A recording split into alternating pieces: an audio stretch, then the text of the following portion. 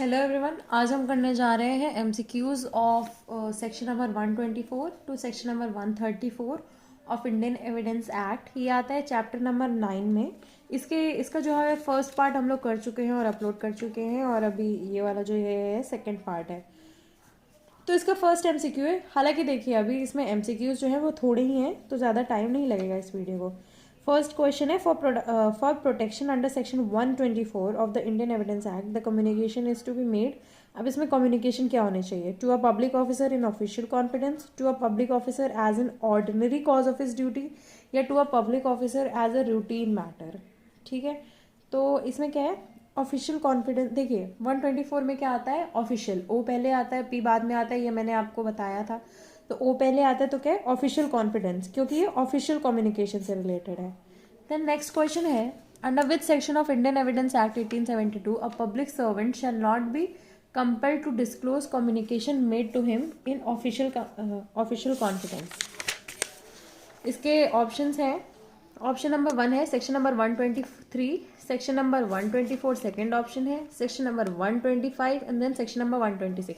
ये हम कर चुके हैं, पीछे हमने ऑफिशियल कम्युनिकेशन को डिस्कस कर लिया। ये आता है सेक्शन नंबर 124 के अंडर में।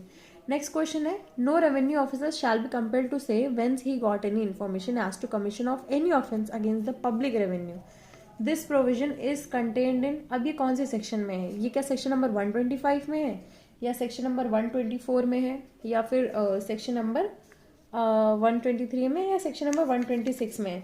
सी सेक्शन नंबर 124 जो है वो ऑफिशियल कम्युनिकेशन के बारे में बात करता है, और सेक्शन नंबर 125 जो है वो ऑफिशियल कम्युनिकेशन का जो है सबसेट है, और उसकी हेडिंग है information as to commission of offence.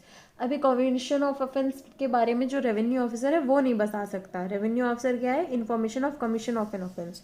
तो कमीशन ऑफ एन ऑफेंस कौन से पार्ट में आता है? 125। ये 124 का सबसेट है। ठीक है, नेक्स्ट क्वेश्चन है, a client says to B an advocate I have committed forgery and I wish you to defend me. अब ये हमने पढ़ा था। ये देखिए ये इलस्ट्रेशन है। कौन से सेक्शन का? ये प्रोफेशनल कम्युनिकेशन जो है ना, उसके अंडर ये इसका एक इलस्ट्रेशन है। इलस्ट्रेशन नंबर मुझे याद नहीं है इलस्ट्रेशन नंबर, बट अब देखते हैं इसमें क्या होता है। His communication is protected from disclosure because of section number 122, not protected from disclosure because of section number 126 of Indian evidence act. इसका यही आंसर है 126, यानी कि प्रोफेशनल कम्युनिकेशन में आता है। प्रोफेशनल कौन है इसमें? प्रोफेशनल वही उसका एडवोकेट है जो प्रोफेशन के अंडर कम्युनिकेट कर रहा है। देन नेक्स्ट क्वेश्चन है, which of the following statements is correct. अब देखिए इसमें से कौन सी करेक्ट है, तो मतलब बाकी तीन तो इनकरेक्ट होगी। तो पहला है, an admission by a guardian ad litem against a minor is evidence. अच्छा ठीक है, एडमिशन बाय अ गार्जियन, उसका गार्जियन है, ऐसा कुछ तो नहीं दिया गया है इसमें exception. Admission on a point of law made by a pleader in court on behalf of the client is evidence. ठीक है, ये भी मतलब गलत है। Admission by one of the several defendants in a suit against another defendant is evidence. हाँ, ये कौन से उसमें आता है? ये आता है सेक्शन नंबर 133 में। किसमें? 133। One of several defendants in a suit against another defendant, accomplish वाले में आता है। ठीक है,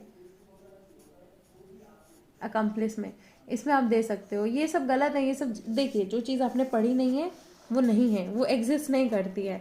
एक मूवी थी ना, तूने जापान देखा नहीं है तो क्या वो एग्जिस्ट नहीं करता है? इसमें है हाँ, अगर ऐसा लॉस के पर्पज से है तो हाँ नहीं करता है। ठीक है, नेक्स्ट क्वेश्चन है, nothing in this section nothing in section number 23 of the Indian Evidence Act shall be taken in exempt any barrister, pleader, attorney or vakil from giving evidence of any matter of which he may be compelled to give evidence is provided in which section। अब ये कौन से section में है? ठीक है, तो अब इसमें देखेंगे सेक्शन नंबर 27, 28, 29, 26 किस में है? सेक्शन नंबर 26 में। बैरिस्टर ये क्या है? Professional communication, PC. Then next question है, कंसिडर द फॉलोइंग स्टेटमेंट। ये फॉलोइंग स्टेटमेंट्स है, इसमें क्या है? Presumption as to documents 30 years old is mandatory. Document 30 year old है वो mandatory. A child is not competent to testify. Doctrine of promissory estoppel is applicable against the government. इसके बाद है, privilege granted to lawyers under section 126 aims at the protection of lawyers. Okay, अब इसमें क्या है? Which of the statement given above are correct. अब इसमें क्या है, हमें देखना है कि कौन कौन सी जो स्टेटमेंट है ऊपर दी गई है वो करेक्ट है। तो इसमें क्या क्या करेक्ट हो सकती है। पहले तो presumption as to documents 30 years old is mandatory, mandatory तो नहीं है। Then a child is not competent to testify, ऐसा कुछ भी नहीं लिखा है। Doctrine of promissory estoppel is applicable against the government, ऐसा भी नहीं है। या फिर privilege granted to lawyers under section 126 aims at protection of lawyers. ठीक है, ये वाली सही है। तो इसका आंसर है ये, आंसर नंबर 4 ओनली, सिर्फ 4 सही है। देखो अगर आपको कुछ भी ऐसा लग रहा है कि ये आपके एक्वेंटेंस में नहीं है, ये पढ़ा हुआ नहीं है, तो ज़रूरी नहीं है कि उसमें से आप आंसर ढूंढो, हो सकता है वो सारे ऑप्शंस गलत हो। ठीक है, नेक्स्ट क्वेश्चन है, which one of the following fact is protected from disclosure in a court of law. इसमें से क्या क्या नहीं होता कोर्ट ऑफ लॉ में, डिस्क्लोज रहता है। A client says to be an attorney, I have committed forgery and I wish you to defend me। ठीक है, ये प्रोटेक्टेड रहता तो है ये वाला, तो आई थिंक यही इसका आंसर है, बिकॉज ये काफ़ी फॉर्जरी वाला जो है ये बहुत ही बड़ा, मतलब काफ़ी फेमस इसका वो है। नेक्स्ट जो है नेक्स्ट क्वेश्चन है, A wrote a letter to his lawyer X that he is going to commit theft and in case he is apprehended he should be protected. Can X be witness against A in case of charge of theft. तो अब इसका देखिए, इसका question का answer सीधा या तो yes होगा या तो नो होगा। तो इसका जो आंसर है वो होगा पहले तो क्या, A in case of charge of theft, तो पहला तो ये है कि यस में आता है। Then yes it is not a privileged communication except an information to a third party. ये प्रिविलेज्ड कम्युनिकेशन नहीं है। क्यों नहीं है, क्योंकि देखो ये furtherance of a criminal offence में आता है। ये मैं लिख देती हूँ,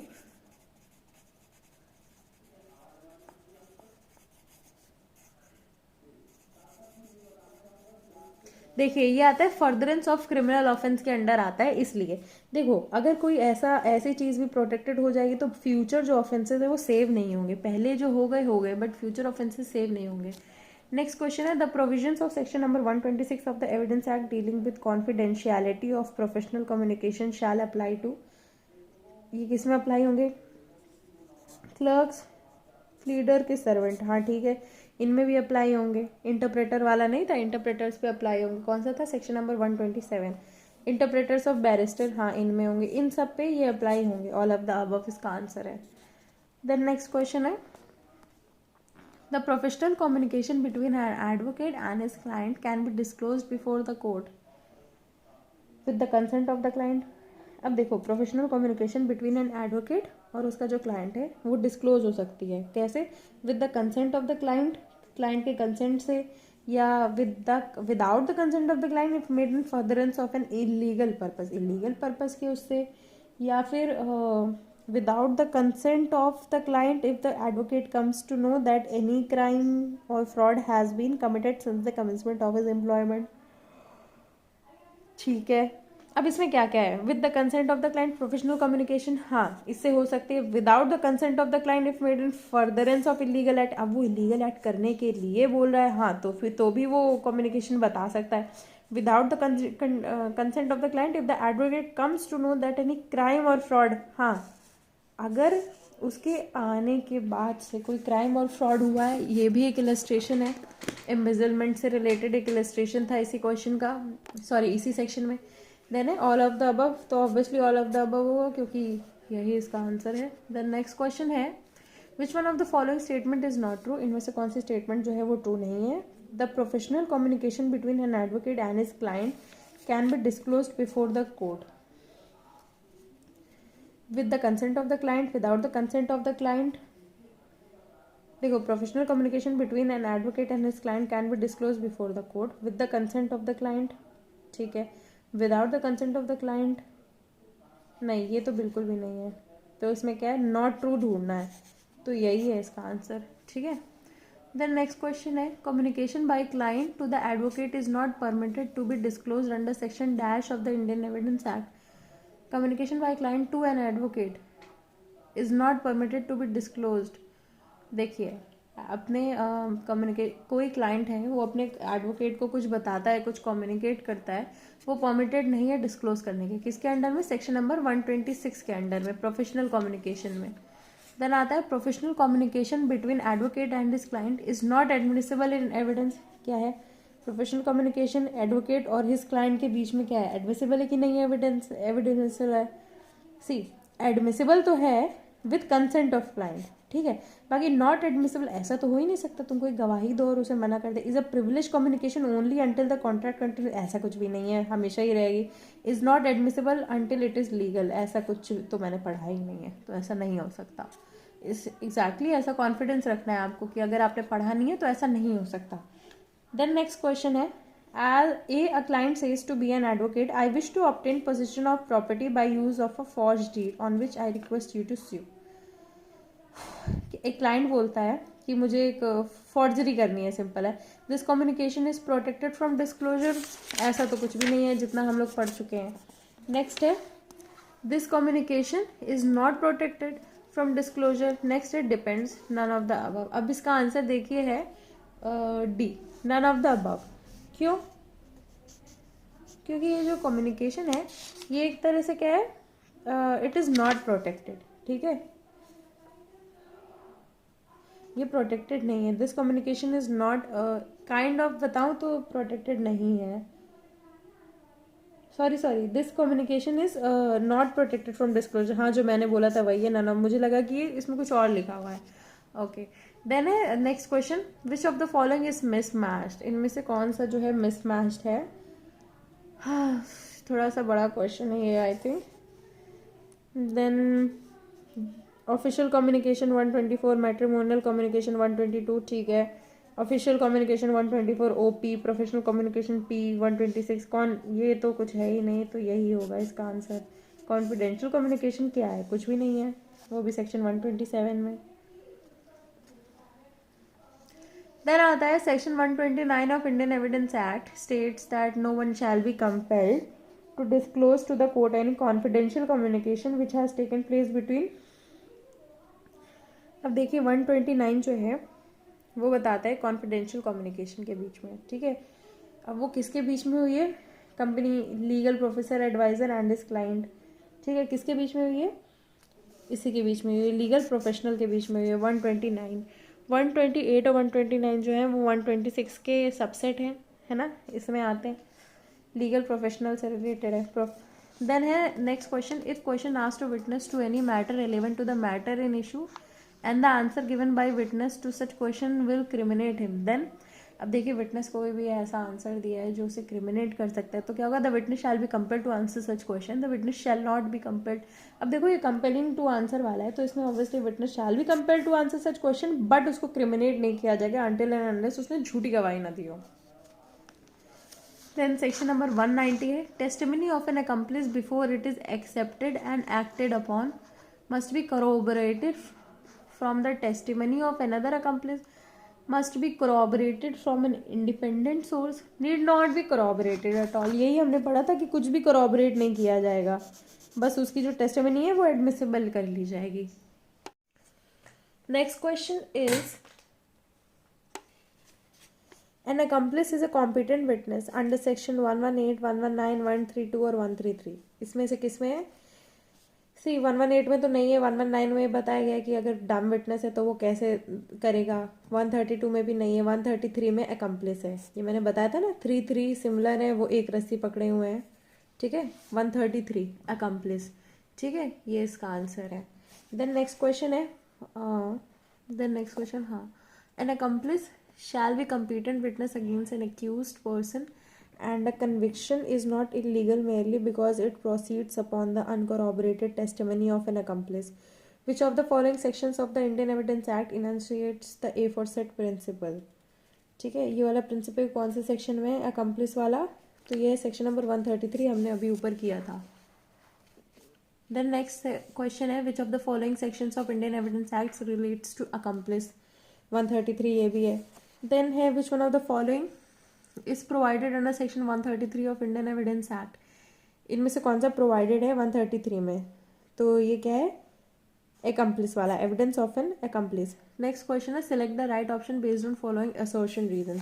नेक्स्ट क्वेश्चन assertion रीजन वाला है। assertion रीजन है, सी फर्स्ट assertion है, the evidence, the evidence of an accomplice requires to be accepted with a great degree of caution and scrutiny. He hopes for pardon or has secured it and so favors the prosecution. पहला क्या है कि जो accomplice है, पहले क्या है, the evidence of an accomplice requires to be accepted with a great degree of caution and scrutiny. तो ये तो सही है, ठीक है, accomplice का जो एविडेंस है वो कॉशन और स्क्रूटनी से ही लेना चाहिए. और सेकंड है ही होप्स. अब उसकी जो होप्स एंड डिज़ायर्स है ना, वो बेर एक्ट में नहीं लिखी हुई हैं. तो both A and R are correct, individually true, but R is not the correct explanation. ये इसकी एक्सप्लेनेशन नहीं है. इसका रीज़न तो ये है कि इसका रीज़न तो ये है कि ऑब्वियसली क्योंकि वो उसके साथ जुड़ा हुआ था, तो इसलिए उसकी कॉशन और स्क्रूटनी ज़रूरी है. नेक्स्ट है husband and wife both are competent witness for and against each other. अब हस्बैंड एंड वाइफ किस उसमें, in both civil and criminal proceedings, ये हमने पहले भी किया है. नेक्स्ट है which of the following statement is correct with respect to an accomplice. अब accomplice के रिस्पेक्ट में कौन सी स्टेटमेंट करेक्ट है.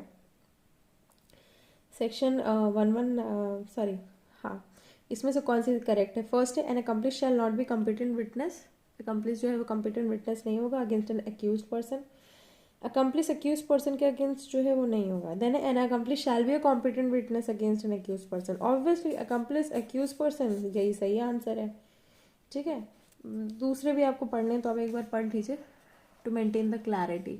देन नेक्स्ट क्वेश्चन है an accomplice is competent witness against an accused is proved in which of the following. accomplice competent witness against an accused 133. ये 133 के elements है. देन नेक्स्ट क्वेश्चन भी है असर्शन वाला, assertion and reason वाला. Assertion है an accomplice shall be a competent witness against an accused person. An accomplice is unworthy of credit unless he is corroborated in material particulars. क्या, accomplice shall be a competent witness against an accused person, ये true है. फिर इसके बाद क्या, an accomplice is unworthy of credit unless he is corroborated in material particulars, ये भी सही है. अब एक बस इसमें ये देखना है, मतलब एक मिनट, हाँ ये भी सही है. और क्या ये इसका करेक्ट वो है, क्या बोलते हैं, रीजन है. तो क्या है, an accomplice is unworthy. accomplice shall be competent witness. accomplice क्या होना चाहिए, कॉम्पिटेंट विटनेस होना चाहिए अगेंस्ट एन accused पर्सन. क्यों, accomplice is unworthy of credit unless he is corroborated in material particulars. देखो ये दोनों चीज़ें ना हमारे बेयर एक्ट में लिखी हुई हैं, ठीक है.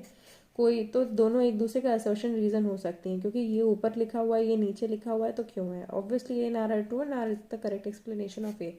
इन सब क्वेश्चंस में ना कई बार एक और क्वेश्चन उठ जाता है कि क्या ऐसा सही में है कि नहीं, सही लग रहा है कि नहीं, फीलिंग्स के अकॉर्डिंग नहीं है. बट देखो अगर आपने पढ़ा हुआ है तो वो सही है, अदरवाइज नहीं.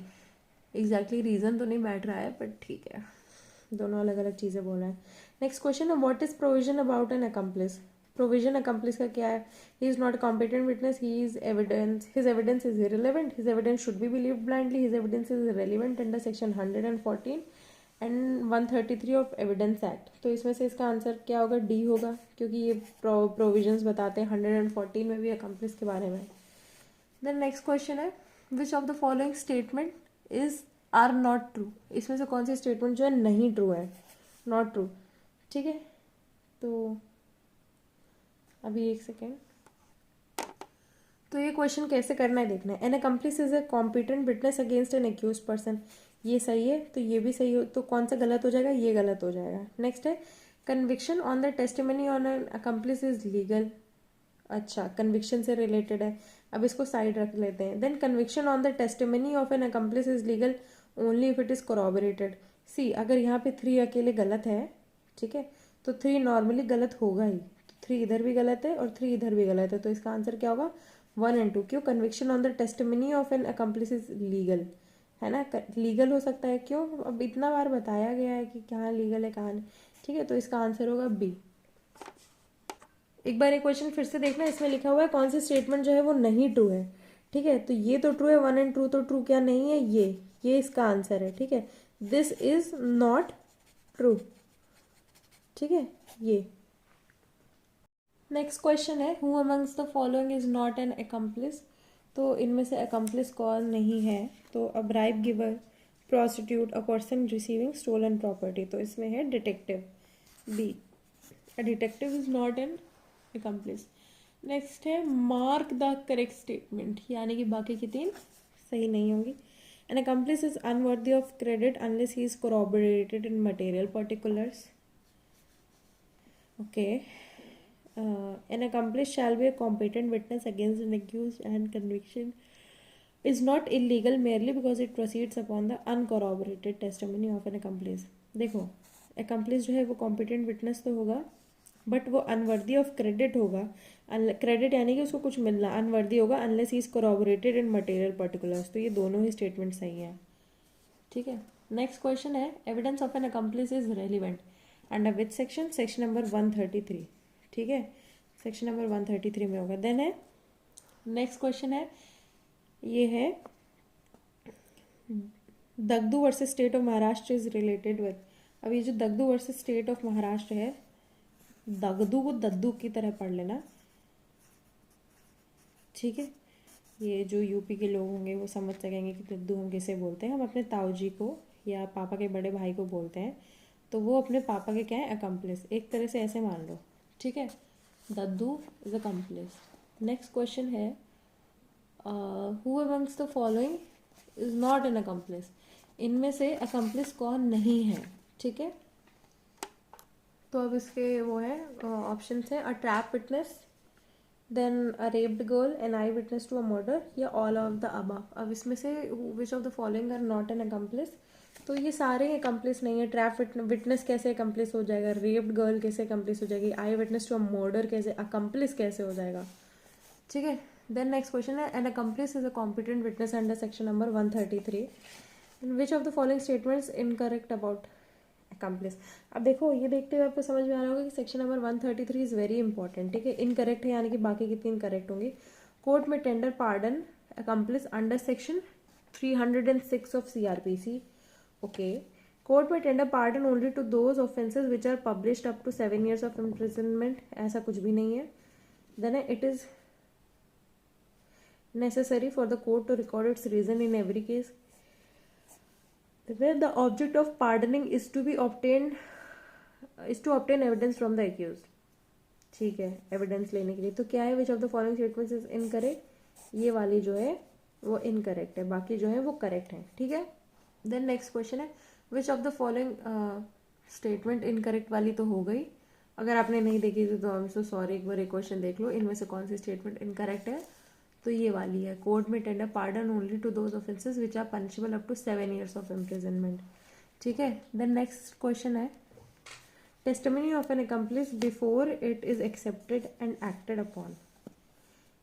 तो टेस्टिमनी है अकम्प्लिस की before it is accepted and acted upon must be corroborated, need not be corroborated, but corroboration is required as a rule of guide. देखो, नीड नॉट बी corroborated ये हमने पढ़ा है, corroboration, but corroboration is required as a rule of guidance. ठीक है, important है. अब देखो, this is the best answer जो अभी तक आपको मिला है. बेस्ट आंसर यही है अब तक का जो आपको क्लियरली बता सकता है एविडेंस एक्ट में सेक्शन नंबर 133 के बारे में. ठीक है. नेक्स्ट क्वेश्चन है, in a trial of murder, rape and dacoity, number of witnesses required 10, 8 and 6 respectively. ये क्या है, राइट है, रॉन्ग है, क्या है? राइट, रॉन्ग या फिर जज डायरेक्ट, क्या है इस क्वेश्चन का आंसर? तो इसका है no particular number of witnesses is required. किसमें? सेक्शन नंबर 134 में. ठीक है. फिर इसके बाद है, one of the most important principles of the law of evidence is that evidence is to be weight and not be counted. ये बहुत इंपॉर्टेंट है, इसको आप लोग रट लीजिएगा. Weight and not be counted यानी कि क्वालिटी नहीं, क्वालिटी मैटर करती है ना कि क्वांटिटी. ठीक है. ये कौन से सेक्शन में है? डी 134, ऊपर में बता चुकी हूँ आपको. नेक्स्ट क्वेश्चन है, under Indian evidence act what number of witnesses will be required for the proof of any fact. कितने नंबर विटनेसेस रिक्वायर्ड है किसी फैक्ट को प्रूफ करने के लिए? No particular number. What is the number of witnesses? ठीक है, कितने रिक्वायर्ड है? No particular number. इसका तो क्वेश्चन पढ़ने की जरूरत नहीं है. नेक्स्ट है 134, evidence act provide set of number of witness. कौन सा सेट प्रोवाइड करता है? ठीक है, ऐसा कुछ भी नहीं है, नन. नेक्स्ट क्वेश्चंस जो भी हैं विटनेसेस से रिलेटेड एक बार जल्दी जल्दी कर लेते हैं. ठीक है. इसमें भी नो पर्टिकुलर विटनेस है, हाउ मेनी विटनेसेस रिक्वायर्ड में. देन इसमें है, who amongst the following is an accomplish. Who amongst the following, इनमें से कौन सी अकम्प्लिस है? स्पाई कंप्लेक्स नहीं हो सकता। Person giving bride under coercion ये है, नहीं है। रेप्ड गर्ल प्रोसिक्यूट्रिक्स नहीं है। प्रोस्टिट्यूट ये हो सकती है, ठीक है। देन नेक्स्ट क्वेश्चन है, इनमें से कौन सा करेक्टली मैच्ड नहीं है, ठीक है, कौन सा करेक्टली मैच नहीं है। तो सबसे पहले मैट्रिमोनियल कम्युनिकेशन हमें पता है सेक्शन नंबर 122 में 22 साल में। ऑफिशियल कम्युनिकेशन जो 124 में है, ठीक है। प्रोफेशनल कम्युनिकेशन 126 में। Confidential communication with legal adviser ये है 129 में, ठीक है, 129 में है ये, इसमें नहीं है। ये हम क्वेश्चन पहले भी कर चुके हैं। देन नेक्स्ट है, an approver's evidence must be reliable, ये है अप्रूवर का जो एविडेंस है, an approver's evidence must be reliable, must be corroborated, must be reliable and preferably corroborated is not admissible. Select the correct answer using the code given below. इसमें से जो है correct answer ढूंढना है।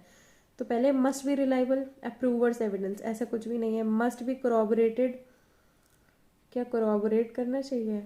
हाँ corroborate करना चाहिए। must be reliable and preferably corroborated, reliable होना चाहिए, preferably corroborated is not admissible, ऐसा कुछ भी नहीं है। इसका आंसर है सी 3 and 2, ठीक है। नेक्स्ट क्वेश्चन है, what is not true about the mode of proof for a will, क्या है इसमें से कौन सा है। तो पहला ऑप्शन है, one attesting witness at least to be examined, जो अटेस्ट करा है witness, attesting witness at least to be examined. इसके बाद है, not necessary to call any attesting witness if will has been registered, यही इसका सही आंसर है। नेसेसरी नहीं है विटनेस को बुलाना जब विल जो है ऑलरेडी रजिस्टर्ड है। जो चीज़ ऑलरेडी रजिस्टर्ड है उसके लिए बुलाने की क्या ही ज़रूरत है। नेक्स्ट क्वेश्चन है, which one of the following statement is correct. The protection of professional communication as provided under Indian evidence act in section 126 to 129, professional communication जो 129 तक है, is available only for engaging an advocate to plead his case, for disclosing communication to advocate for his colleagues, या फिर before commission of the offense of illegal act, या after commission of the crime और illegal act. Protection किस चीज़ की, professional communication की protection. Engage करने के लिए ऐसा कुछ भी नहीं है। डिस्क्लोजिंग कम्युनिकेशन टू एडवोकेट और his colleagues before commission of offenses और इलीगल एक्ट्स, या फिर after commission of the crime और illegal, commission of the crime के बाद या इलीगल एक्ट कमिट करने के बाद, ये तभी अवेलेबल होगी। कब अवेलेबल होगी, आफ्टर कमीशन, कुछ ऐसा कमिट कर दिया इलीगल या वो, ठीक है। नेक्स्ट क्वेश्चन है, what number of witnesses will be required for the proof of any fact, no particular number, ठीक है। द नेक्स्ट क्वेश्चन है, A is accused before the court of session of attempting to murder of a police officer while on his trial before B, a sessions judge. A can be examined as to what occurred, A cannot be examined as to what occurred. इसमें से क्या answer होगा, मतलब तो ये है कि A can be examined क्योंकि उनकी प्रेजेंस में हुआ, ठीक है। Then next question है, which of the among the following is common in the provision of section 123, section 126 and 127 of the Indian Evidence Act. 123, 126, 127 में क्या है कॉमन। अब इसके बारे में कॉमन पॉइंट ढूंढना है, ठीक है। तो कॉमन है, they are relevant but inadmissible. ये ऑब्वियसली ऐसे क्वेश्चन दिल्ली पूछ सकती है, ठीक है, बट ये क्वेश्चन एक बार अच्छे से समझ लेना है। अगर आपको समझ में नहीं आ रहा तो एक बार वीडियो देख लेना।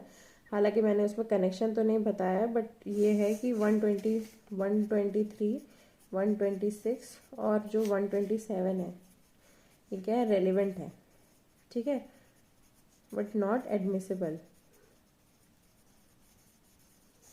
देन ये मैं आपको शॉर्ट्स में बता दूंगी, एक बार आप शॉर्ट्स देख लेना। A dumb person is a competent witness as provided under, dumb witness जो है वो क्या है, कॉम्पिटेंट विटनेस है। किस सेक्शन के अंदर प्रोवाइड किया है, 119 के अंदर प्रोवाइड किया है, ठीक है। Then which one of the following section of the Indian evidence act applies to the pleaders relating to professional communication, कौन से सेक्शंस हैं जो अप्लाई होते हैं pleaders relating to professional communication में। प्रोफेशनल कम्युनिकेशन किस में आती है, सेक्शन नंबर 126 में आती है, 129 में, 124, 125 में तो ऑफिशियल आती है, ठीक है। और pleader relating to professional communication, pleader किस में, 129 में प्लीडर है और 130 में प्लीडर है, तो इसमें आएगी। देन नेक्स्ट क्वेश्चन है, a witness who is unable to speak is called as, अब जो विटनेस है अनेबल टू स्पीक है, वो बोल नहीं सकता है, तो उसको क्या बोलेंगे? डेफ विटनेस बोलेंगे, डम विटनेस बोलेंगे, कौन सा विटनेस बोलेंगे? तो उसको डम विटनेस बोलेंगे, ठीक है। डम, नॉर्मली हम लोग डम जो है वो गलत चीज़ के लिए यूज़ करते हैं। देन 129 है, which one of the following is not privileged communication. इसमें से कौन सी है प्रिविलेज्ड कम्युनिकेशन नहीं है? मैट्रिमोनियल कम्युनिकेशन जो है वो क्या है? प्रिविलेज्ड है। पैटर्नल कम्युनिकेशन ऐसा तो कुछ मैंने सुना नहीं है, ऑब्वियसली यही इसका आंसर है।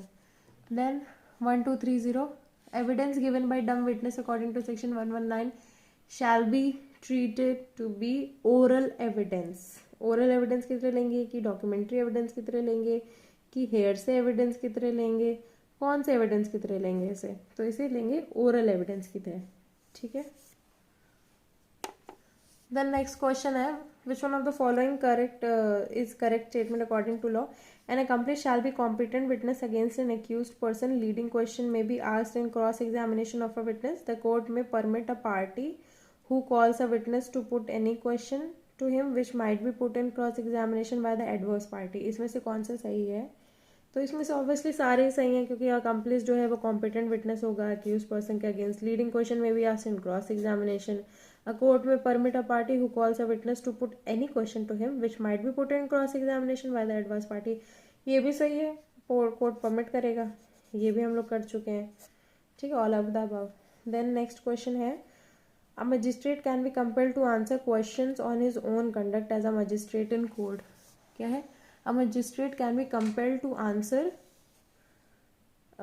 question on his own conduct as a magistrate in court by another magistrate, by a police officer, by revenue officer, by an order of a court to which he is subordinate, ठीक है। Next question है, who among the following is competent to adduce evidence under Indian Evidence Act? Dumb witness, deaf witness, कौन होगा इसमें? Both 1 and 2। Next question है, statement of a solitary witness. Solitary witness जिसको solitude में रखा जाता है वो क्या है? Can be relied upon if the court concluded to be correct and true. Solitary witness की जो कोर्ट है ना वो कंक्लूड करती है कि सही है, ठीक है। नेक्स्ट क्वेश्चन है, under Indian evidence act which among the following does not come under the category of privileged communication. इनमें से कौन सी privileged is unable to communicate verbally, official communication या प्रोफेशनल कम्युनिकेशन? तो इसमें इसका आंसर है पहले तो मेड ड्यूरिंग मैरिज आता है, उसके अंडर क्या है? 123 के अंडर आता है। देन 122 के अंडर आता है, ठीक है। 120, 121, 122, 123, 122 के अंदर आता है। Then communications made by a witness who is unable to communicate 19 के अंडर आता है, 119 के अंडर। ऑफिशियल कम्युनिकेशन आता है 124 और प्रोफेशनल कम्युनिकेशन आता है 126 में। तो इसका आंसर यही है, ठीक है। सॉरी ये है, ऐसे मार्क किया था, ये है। देन नेक्स्ट क्वेश्चन है, which of the following statements are not true. इनमें से कौन सी स्टेटमेंट है जो ट्रू नहीं है, ठीक है। तो ये वाला हम लोग कर चुके हैं। Conviction on testimony of an accomplice is legal only if it is corroborated. ऐसा तो नहीं है, कोरॉबरेट कर लेनी चाहिए। Conviction on testimony of an accomplice is legal, ठीक है। An accomplice is competent witness, हाँ, तो इसका आंसर यही है, ठीक है। क्या है? इसका आंसर 3 है। नेक्स्ट है, under section 118 of Indian evidence act who amongst the following is not competent witness. इनमें से कौन सा कॉम्पिटेंट विटनेस नहीं है? चाइल्ड क्या कॉम्पिटेंट विटनेस है? Accused, lunatic. इसमें से कौन सा जो है वो कॉम्पिटेंट विटनेस नहीं है? तो इसमें ल्यूनेटिक ऑब्वियसली कॉम्पिटेंट विटनेस नहीं है। चाइल्ड को अंडरस्टैंडिंग होनी चाहिए। देन जो लास्ट क्वेश्चन है इस चैप्टर का, ऑन हुम does the burden of proof likes. Burden of proof किस पे लाई करता है? आई थिंक ये मिसलेनियस क्वेश्चन है, ये है ऑन प्रोसिक्यूशन।